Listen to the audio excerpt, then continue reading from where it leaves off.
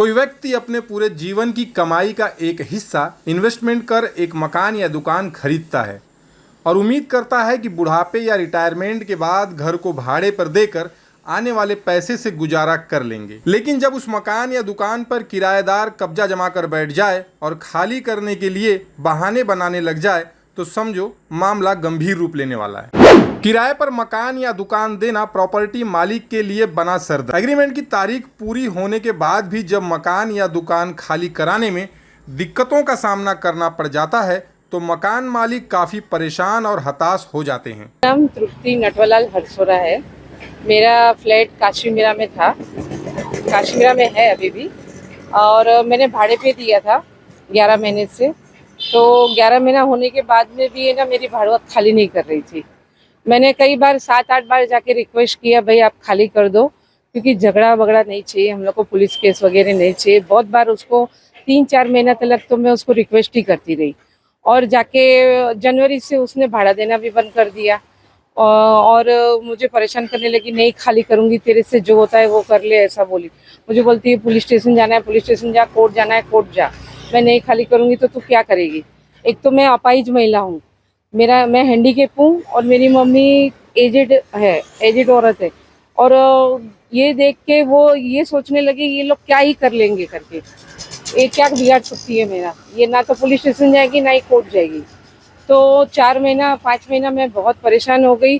अभी किसको बोलूँ, पुलिस स्टेशन में भी मैंने ना 4-4 बार कंप्लेन किया, कमिश्नर ऑफिस में कंप्लेन किया, एसीपी में कंप्लेन, एसीपी के पास, डीसीपी के पास में भी कंप्लेन डाला मैंने। 4-4 5-5 बार कंप्लेंट करने के बावजूद पुलिस ने सामने बुला के उसको पूछने के बावजूद हर टाइम वो टाइम मांगती थी, 30 दिन का, 45 दिन का, और बोल के मुकर जाती थी, खाली नहीं करती थी। पुलिस को भी उल्लू बनाती थी। अभी क्या करे? अभी मैंने फिर बाद में 1 महीने के पहले खाली करवा लिया उससे। गौरतलब है कई बार मकान या दुकान भाड़े पर देने के बाद ना तो भाड़ा मिलता है और ना ही किराएदार उसे खाली करता है। यही नहीं, किराएदार मकान या दुकान पर कब्जा जमा कर बैठ जाते हैं। आखिरकार प्रॉपर्टी मालिक अपने ही मकान या दुकान पर मालिकाना हक पाने के लिए पुलिस स्टेशन से होते हुए नेता और दबंगों का सहारा लेने का प्रयास करते दिखाई देते हैं, जिसके कारण मामला काफ़ी विवादित हो जाता है और प्रॉपर्टी कानूनी दावपेच में फंसकर रह जाती है। जी, मेरा नाम मिस्टर अप्पू अली है। मैं हबीब प्रॉपर्टी में बैठ के काम करता हूँ। हम लोग अपना प्रॉपर पूरा काम करते हैं। पार्टी आती है हमारे पास, हम उसका डॉक्यूमेंट भी सब लेते हैं और सारा डॉक्यूमेंट्स के लिए हम एनओसी भी करवाते हैं और एग्रीमेंट भी बनाते हैं। लीगल प्रोसीजर जो रहता है हमारे मुतालिक हम पूरा काम करते हैं। उसके बावजूद भी अगर कोई पार्टी अगर गलत निकल जाती है तो उसके वो कोई हमारी इतनी कोई पहचान तो है नहीं उनसे। बस ये हमारे पास आए, डॉक्यूमेंट हमने लिया और उनका एनओसी कराया और उनका वेरिफिकेशन करा दिया। सोसाइटी में भी हम वेरिफिकेशन कराते हैं, ऑनर से भी वेरिफिकेशन कराते हैं। उसके बावजूद भी कुछ पार्टियाँ निकलती हैं गलत, लेकिन वो सारे आरोप हम लोग के ऊपर डाल दिए जाते हैं कि ये एजेंट ने किया है। तो वो हमारी समझ में नहीं आता कि हमने गलत क्या किया है। इसका हम थोड़ा सा चाहते हैं कि कुछ हमारे लिए एक सिक्योरिटी तौर से कहने में हमारे साथ में कुछ गवर्नमेंट करे कि हम लोग थोड़ा सिक्योर रहें। हादसे हुए हैं, गोल्डन एम्पायर में हमारे सामने एक हादसा हुआ था। एक लेडीज़ ने थोड़ा बैठ गई और वो बाद में कि मुझे फ्लैट नहीं छोड़ना है, उसमें ऑनर भी बहुत परेशान हुआ।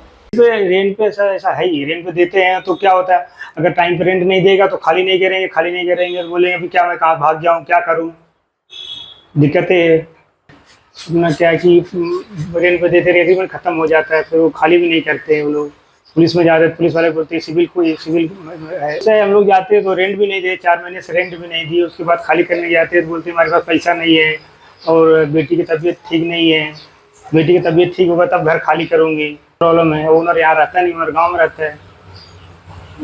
4 महीने से रेंट भी नहीं दी। अभी ओनर हमको फ़ोन करता है क्या वो खाली नहीं करेगी, आप पैसा भी खाली कराओ, उसको कंप्लेन करो, नोटिस दिया ही हुआ है। कहते कि ये चीज़ ऐसा जो लंबा खिंच जाता है उसका कुछ सिस्टम होना चाहिए ना, 1 महीने या 2 महीने जैसे एग्रीमेंट में नोटिस रहता है, वो नोटिस के हिसाब से उस टाइम पे घर खाली होना चाहिए, नहीं तो होता ही नहीं कुछ। जो हमारा एग्रीमेंट बनता है रिन्यूएशन का, उसमें रहता है नोटिस पीरियड रहता है और ऐसा रहता है 2 महीने में, चाहे ओनर चाहे खाली कराए चाहे टेनेंट, लेकिन वो सिस्टम लगता ही नहीं है। कि मीरा भाईंदर ये बिल्कुल मुंबई महानगर से सटा हुआ शहर होने के कारण मिडिल क्लास लोग जो हैं उनको मीरा भाईंदर का भाड़ा परवड़ता है, इसलिए वो यहाँ पर आते हैं। और बहुत सारे लोगों ने, मुंबई के लोगों ने मीरा भाईंदर में फ्लैट बुकिंग करके भाड़े पे भी दिया हुआ है। एक प्रकार का शहर को उत्पन्न भी आ रहा है, टैक्स आ रहा है, रेवेन्यू आ रहा है, अलग अलग माध्यम से शहर का विकास भी हो रहा है।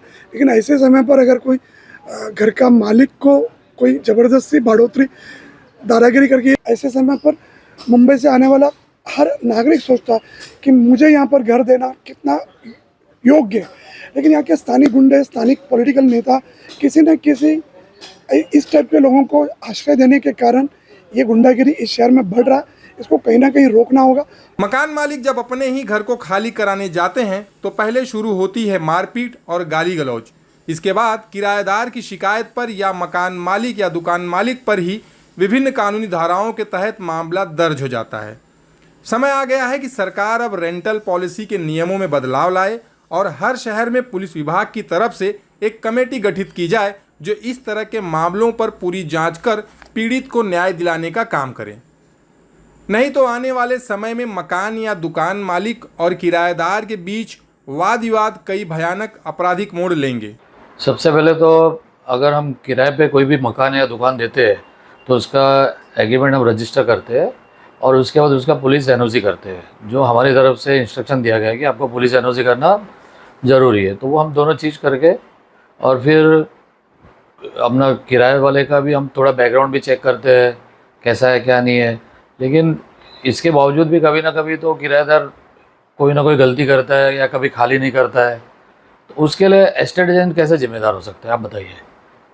इसके लिए तो जब हम कानून के पास जाते हैं, जैसे कि हम पुलिस चौकी जाएंगे तो पुलिस वाले बोलते हैं ये आपका सिविल मैटर है, आप देख लीजिए, आप कोर्ट में जाइए।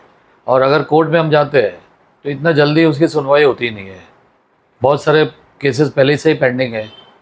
तो हम ऐसा देखा गया है कि जब मकान मालिक पुलिस स्टेशन जाता है और पुलिस वाले बोलते हैं इसको सिविल है, आप कोर्ट में चले जाओ, और मकान मालिक कभी कभी किराएदार के घर पे जाता है उनको बोलने की भाई आप हमारा फ्लैट खाली कर दो।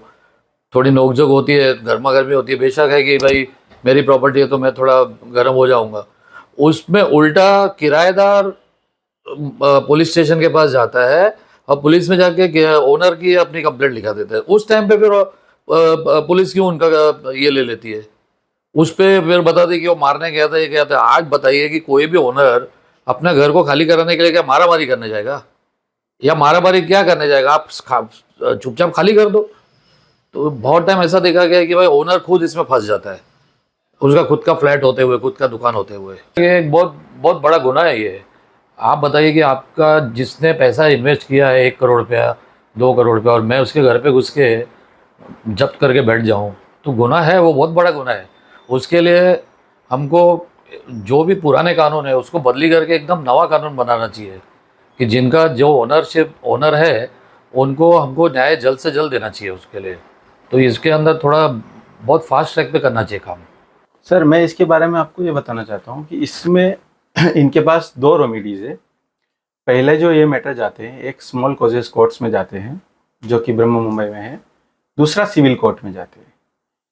इसमें एक एक्ट है हमारा Maharashtra rent and control act 1999 जो हमारे यहाँ पे सन 2000 में इम्प्लीमेंट हुआ था 31 मार्च 2000 को।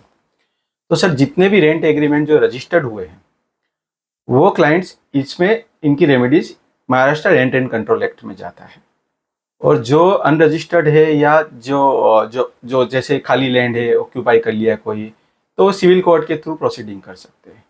तो सर इसमें बहुत सारे बेनिफिट्स दिए हैं क्लाइंट्स को और इन्वेस्टर्स को भी, क्योंकि ये जो एक्ट बनाया है Maharashtra rent and control act, इसका इंटेंशन ही ये था कि इन्वेस्टर को एक फेयर रेंट अमाउंट मिले और साथ में टेनेंट को भी प्रोटेक्ट करे। इस वजह से ही ये बना है। तो इसमें बहुत सारे ऐसे रूल्स है जिसको ये फॉलो करेंगे तो दोनों को फ़ायदा है, इन्वेस्टर को भी और टेनेंट को भी। जैसे कि मैं एग्जांपल देता हूँ इसमें कि जैसे सर बहुत सारे पेनल्टी ओनर के लिए भी है और टेनेंट के लिए भी है। जैसे कि कुछ इसेंशियल चीज़ें हैं, इसेंशियल सर्विस में से लाइट पानी, ये कोई काट नहीं कर सकता ओनर। अगर ये काटता है तो उसको अप टू 1000 रुपीज़ फाइन और 3 मंथ पनिशमेंट है। ओनर को रेंट रिसिप्ट हर महीने देना है, इश्यू करना है। अगर रेंट रिसिप्ट देने में डिफ़ॉल्ट करता है तो from the date of default 100 rupees per day उसको पेनल्टी है। अगर फेयर रेंट नहीं चार्ज करता है और एक्स्ट्रा रेंट चार्ज करता है मार्केट से तो उसको अप टू 5000 रुपीज़ फाइन है और 3 मंथ का पनिशमेंट है ओनर को। सेम लाइक जो टेनेंट के लिए है, टेनेंट के लिए ऐसा है सर कि जैसे एग्रीमेंट पीरियड एक्सपायर हो गया, 11 महीना हो गया, जैसे 11 महीने के लिए किसी ने दिया है, उसके बाद भी अगर वो वैकेट नहीं करता है तो वैकेट नहीं करने के कंडीशन में जो ओनर है उसको एक नोटिस सर्विस करना है, जो एग्रीमेंट में टर्म्स कंडीशन में है 30 डेज 60 डेज, वो नोटिस सर्व करने के बाद में फाइल करना है shoot rent and control act में, स्मॉल कॉजेस कोर्ट में। उसमें उनको पेनाल्टी के तौर पर लाइसेंसी फीस जो भी डिसाइड है एग्रीमेंट में उसका डबल भरने को आता है। जैसे किसी ने 15,000 रेंट पे लिया है तो उसको 30,000 के हिसाब से कंपेंसेशन आएगा, प्लस पनिशमेंट भी हो सकता है। तो सर ये सब चीज़ें हैं, ओनर को भी बहुत सारी चीज़ें हैं, जैसे कि कुछ रेजिडेंशियल प्रॉपर्टी है उसको आप कमर्शियल यूज़ नहीं कर सकते, अदरवाइज उसमें 10,000 रुपीज़ फाइन है और अप टू 6 मंथ पनिशमेंट है। तो ये काफ़ी टाइम टेनेंट क्या करते हैं कि या इन्वेस्टर क्या करते हैं कि जैसे कोई खाली नहीं कर रहा है किसी का प्रॉपर्टी, तो वो घर पे चले जाते हैं, झगड़ा करते हैं, फिर उसके बाद टेनेंट जाते हैं, उस पर FIR रजिस्टर कर लेते हैं। बहुत बार ट्रेसपासिंग के गुनाह जो है वो ओनर पे दाखिल हो जाते हैं। तो यही वजह है, अगर वो इंटीमेट करके जाते थे तो ओनर पे भी ट्रेसपासिंग का गुनाह दाखिल नहीं होता था। और अगर किसी कारणवश रेंट नहीं मिल रहा है उनसे या खाली नहीं कर रहे तो उनको due process of law follow करके नोटिस सर्विस करके इनको ये शूट फाइल करना चाहिए। Even though court police protection भी देती है खाली करवाने के लिए, और पुलिस के साथ जाके उनको पोजीशन मिलता है, कंपेंसेशन भी मिलता है, पोजीशन भी मिलता है। जी, मेरा नाम है शमसुद्दीन अत्तरवाला। ऐसा है कि मेरे साथ भी एक इंसिडेंट बन चुका है। टेनेंट मकान जैसे फ्लैट पे गए, वो एक दो महीने के बाद रेंट देना बंद कर दिया, और जब भी ओनर की तरफ से कोई जाता था, हमारी तरफ से हम भी जाते थे तो गाली गलौज करके बाहर निकाल देते थे। हम लोग अंदर एंट्री ही नहीं कर सकते थे क्योंकि लेडीज़ लोग रहते हैं वहाँ पे। और दूसरी बात है सर, हम पुलिस चौकी में जाते तो पुलिस वाले शुरुआत के इसमें तो यही बोलते हैं कि ये सिविल मैटर है, आपको कोर्ट में जाना चाहिए। लेकिन सर हमारी तरफ से, एजेंट लोगों की तरफ से, हमें एक प्रशासन से कोई सपोर्ट हमें मिलना चाहिए, पुलिस वालों की तरफ से। क्योंकि हम जब टेनेंट को घर देते हैं तो एग्रीमेंट, बाकायदा रजिस्टर्ड एग्रीमेंट बनाते हैं, पुलिस वेरिफिकेशन आजकल जो ऑनलाइन हो रहा है, पहले फिजिकली हम वहाँ से NOC सबमिट करते थे, अब ऑनलाइन होता है। सारे डॉक्यूमेंट्स के साथ हम सबमिट करते हैं, वहाँ से अप्रूवल आता है, हम सोसाइटी में जमा करने के बाद हम ये इनको पोजीशन देते हैं। इसमें क्या होता है कि हमारी भी जिम्मेदारी रहती है। ओनर लोग हमारे ऊपर सवाल करते हैं कि आपने ऐसी पार्टी को क्यों दिया। सर हम पार्टी को मतलब चेहरा देख के तो हम पहचान नहीं सकते कि पार्टी के अंदर क्या है, उनका बैकग्राउंड। फिर भी हम डॉक्यूमेंट के तौर पे एक डिसीजन पे आते हैं कि इसको हम देना चाहिए नहीं देना चाहिए, उस बेस पे हम देते हैं।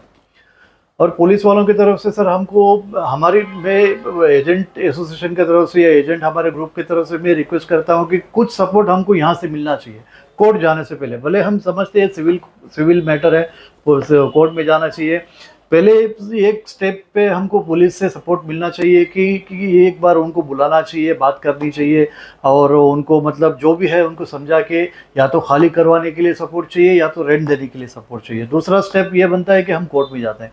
कोर्ट में जाने के बाद सर ऐसा है कि एक केस इतना आसानी से सॉल्व नहीं होता है, क्योंकि हियरिंग ही मिलता है, दो तीन महीने के बाद हियरिंग मिलता है। एक हियरिंग में काम होता नहीं है, 2-3 हियरिंग, 4 हियरिंग में 1-2 साल निकल जाता है। इसके अंदर भी हमें फास्ट बेंच में काम होना चाहिए कि अगर रेंट पेंडिंग में है तो अगर प्रशासन से हमें सपोर्ट मिलता है, पुलिस से, मेरे ख्याल से हमें कोर्ट तक भी जाना नहीं पड़ेगा। हमारा जो प्रॉब्लम है, क्योंकि रेंट नहीं देते यही एक प्रॉब्लम आता है, और बाकी तो कोई प्रॉब्लम हमारी तरफ से, हमारे टेनेंट की तरफ से आता नहीं है। जब हम ओनर को लेकर पुलिस चौकी में जाते हैं तो वहीं के वहीं टेबल पे सॉल्व हो सकता है सर, अगर पुलिस सपोर्ट करती है तो। ये दिक्कत तो बहुत होती है, बार बार जैसे अपना ही घर, जैसे हम लोग भीख मांग रहे हैं वैसा लग रहा था। और अपना ही घर में ना हम रह सकते, ना वो लोग भाड़ा दे रहे, 6 महीने से भाड़ा नहीं दिया है, ऊपर से अपना रूम भी वापस नहीं मिल रहा है, ऊपर से गाली गलौज दे रहे हैं, धमकी दे रहे हैं, नहीं खाली करेंगे, क्या कर लोगे करके, ऐसा सब हो रहा है। अब मीरा रोड में बहुत सारी जगह पे मैं सुन रही हूँ कि ऐसा हो रहा है, और सब लोग बहुत परेशान, टेंशन में, पूरी जिंदगी की इनकम हम लोग वहाँ पे लगाए रूम लेने के लिए, और ये पैसा वहाँ पे फंस जाए तो हम लोग की हालत क्या होगी। हमने सालों से किरायों पर रहने वाले किराएदारों से बात की। उन्होंने साफ शब्दों में कहा कि भाड़े के मकान या दुकान पर अपना हक जमाना सही नहीं है। इससे किराएदार और मालिक के बीच भ्रम की स्थिति पैदा हो जाती है, जो आने वाले समय में घातक है। अंत में बस इतना ही कि मकान मालिक भी किराएदार की आर्थिक या अन्य मजबूरियों को समझते हुए घर खाली कराते समय अगर जरूरत पड़े तो कुछ समय अवश्य दें। है कि हमारा बिजनेस है, हॉस्पिटल है, वो भी कई सालों से हमारा रेंट पे है। हम जो रह रहे हैं घर है वो भी कई सालों से रेंट पे है। हमारा और हमारा जो मकान मालिक जो मालिक है उनके साथ में बहुत तालमेल अच्छा है। कभी भी हमारा कोई चीज को लेकर वाद विवाद हुआ नहीं है आज तक। लेकिन कुछ लोग हैं जिनकी मानसिकता यदि खराब है, वो लोग होते हैं, उनकी वजह से सब लोग ऐसे नहीं देखा जा सकते कि पूरा मिरर रोड या कहीं पे भी ऐसे लोग हैं। सब अच्छे लोग भी है, ऐसा नहीं। कुछ लोगों की वजह से ये लोग परेशान कर रहे हैं, तो उनके लिए जो होना चाहिए वो होना चाहिए। लेकिन कुछ लोग ऐसे भी है जो हमारा बिजनेस आज कई सालों से हम चला रहे हैं, लेकिन हमारे पास आज 1% भी किसी भी मतभेद हुआ नहीं है। हमारा घर रेंट पे है, वो भी मतभेद हुआ नहीं है। सब कुछ अच्छा चल रहा है हमारा। किराए पे नहीं दूंगी अभी मैं, कभी जिंदगी में कोई भी प्रॉपर्टी रहेगी तो भी किराए पे नहीं दूंगी। अभी नहीं दूंगी मैं, क्योंकि मेरे जैसे हैंडीकैप लोग खाली नहीं करवा पाएंगे। हैंडीकैप क्या, नॉर्मल लोगों की हालत बेकार हो जाती है, तो हैंडीकैप क्या चीज़ है, ऐसा हो गया है।